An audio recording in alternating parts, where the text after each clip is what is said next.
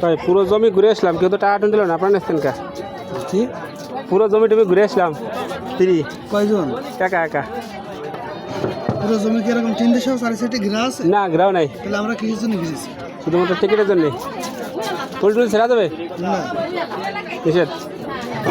10 টাকার টিকিট দিয়ে ঢুকে পড়লাম গোলাপ ফুলের বাগান।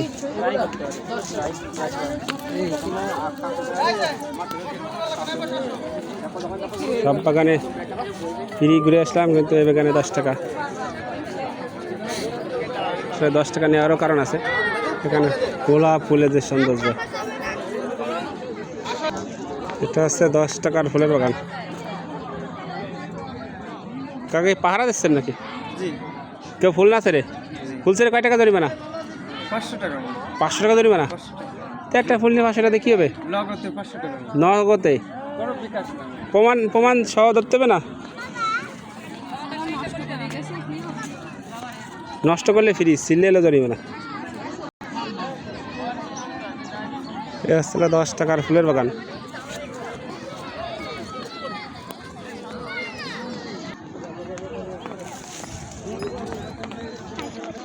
আসলে 10 টাকা দিয়ে ঢোকার মূল কারণ হচ্ছে এই সূর্যমুখী ফুল। এটা বাহির থেকে দেখে মূলত আসলাম যে সূর্যমুখী ফুল দেখার উদ্দেশ্যে। 10 টাকা যায় যাক, কিন্তু সূর্যমুখী ফুলগুলো দেখে আসি। কত চমৎকার সূর্যমুখী ফুল। দুই পাশে সূর্যমুখী, মাঝখানে আমি।